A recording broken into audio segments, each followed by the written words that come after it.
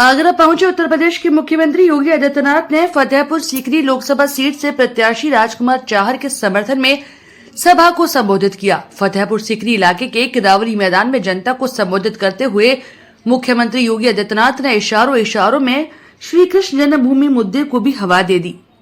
उन्होंने कहा कि अब अयोध्या और काशी को अपना अधिकार मिल चुका है और अब ब्रिज की बारी है। तो वहीं सपा मुखिया अखिलेश यादव पर बोलते हुए कहा कि कुछ लोग माफिया की कब्र पर जाकर फातिहा पढ़ रहे हैं। मैं जनता से कहूंगा कि वो उन्हें 5 साल के लिए छुट्टी दे दें और कहें कि 5 साल तक फतिहा पढ़ो। वहीं प्रत्याशी राजकुमार चाहर के समर्थन में वोट अपील करते हुए सीएम योगी ने कहा कि अब हर आदमी को राजकुमार चाहर बनना है और कमल खिलाना है। जिन्होंने विकास की योजनाओं के लिए आपको तरसाया था, जिन्होंने गंगा जल के लिए आपको तरसाया था, उनको वोट के लिए तरसा दीजिए। कह दीजिए कहीं नहीं। जब आपको मौका मिला तब तो आपने कुछ किया नहीं। जब मौका मिला ये माफिया और अपराधी को अपने गले का हार बना करके प्रदेश के व्यापारी और बेटी की सुरक्षा में सेंध लगा रहे थे। कांग्रेस और सपा बसपा देख रहे हैं सभी लोग माफिया की कब्र में जाकर के फतिया पढ़ रहे हैं।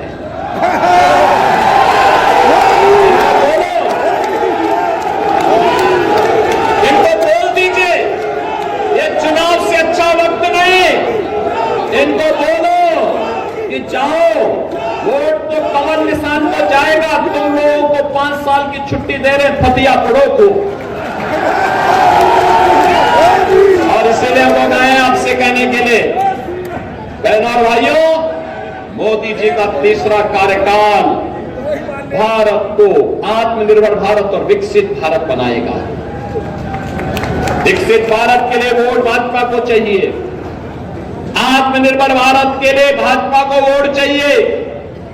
हर नौजवान के चेहरे पर खुशहाली लाने के लिए, हर बेटी को सुरक्षा और स्वावलंबन के मार्ग पर आगे बढ़ाने के लिए, भारत को दुनिया की एक ताकत बनाने के लिए भारतीय जनता पार्टी को आपका आशीर्वाद चाहिए, आपका समर्थन चाहिए। में पार्टी के कार्यक्रमों में किसानों के मुद्दे को लेकर के पूरे देश के अंदर कार्य करते हैं।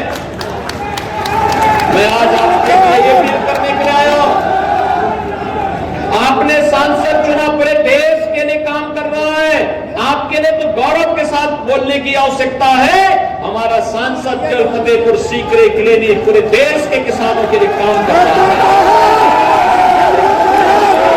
और इसीलिए मैं आपसे कहने के लिए आया, आपका दायित्व बनता है। पाकिस्तान अलग हुआ था। पाकिस्तान की कुल आबादी 23 से 24 करोड़, भारत की आबादी 140 करोड़। भारत के अंदर 80 करोड़ लोग 4 वर्ष से फ्री में राशन की सुविधा का लाभ प्राप्त कर रहे हैं। और पाकिस्तान के अंदर 23 करोड़ जनता भूखों मर रही है, बदहाल है। जितनी पाकिस्तान की आबादी, उससे ज्यादा आबादी को प्रधानमंत्री मोदी जी के नेतृत्व में 10 वर्ष में गरीबी रेखा से ऊपर उठा करके खुशहाल जीवन और स्वावलंबन का जीवन जीने के लिए आगे बढ़ा दिया गया है।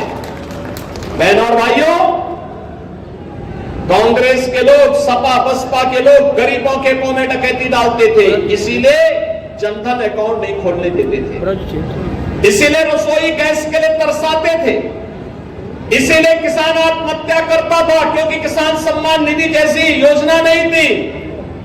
गरीब सर्दी में ठिठुरने के लिए मजबूर होता था और बरसात में भूखों सो जाता था। क्या स्थिति थी? 4 करोड़ गरीबों को मकान मिल गए, 12 करोड़ किसानों को किसान सम्मान निधि का लाभ मिल गया, 10 करोड़ गरीब परिवारों को उज्ज्वला योजना का रसोई गैस का कनेक्शन मिल गया। और मोदी जी ने कहा है जो बचे कुचे हैं, अब कार्य इस तीसरे कार्यकाल में उन सबको भी हम सिचुएट करेंगे, पूरी तरह हर व्यक्ति को सुविधा का लाभ देंगे। आपने देखा होगा कोई भेद नहीं किसी के साथ, न किसी की जाति, न किसी का मत, न किसी का मजहब, कोई चेहरा देख करके योजना का लाभ नहीं। योजनाओं का आधार सबका साथ और सबके विकास के आधार पर दर्शन करती है। और आपका सौभाग्य है कि इस धरती पर रह करके जीवन यापन करके आप सभी लोग भारत माता की सेवा का हो सकता है किसी माटी के लाल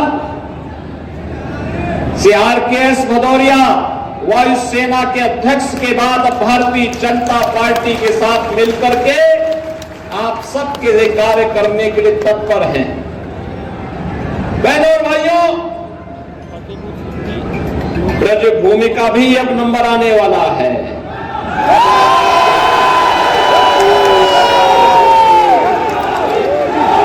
अयोध्या, काशी ने अपने लक्ष्यों को प्राप्त कर लिया है। अब तो बारी आप ही की है। अब विकास के लिए आपको कहीं कोई तरसने की हिम्मत नहीं कर पाएगा, क्योंकि अब तो आगरा में भी आपका अपना एयरपोर्ट बन रहा है।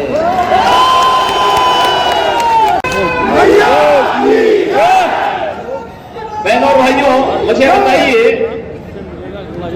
आपने रामनवमी के दिन देखा होगा भगवान राम का सूर्य तिलक हुआ था।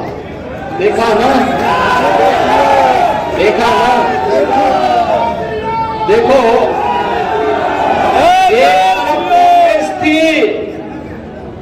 एक तरफ कांग्रेस थी, समाजवादी पार्टी थी, बहुजन समाजवादी पार्टी थी।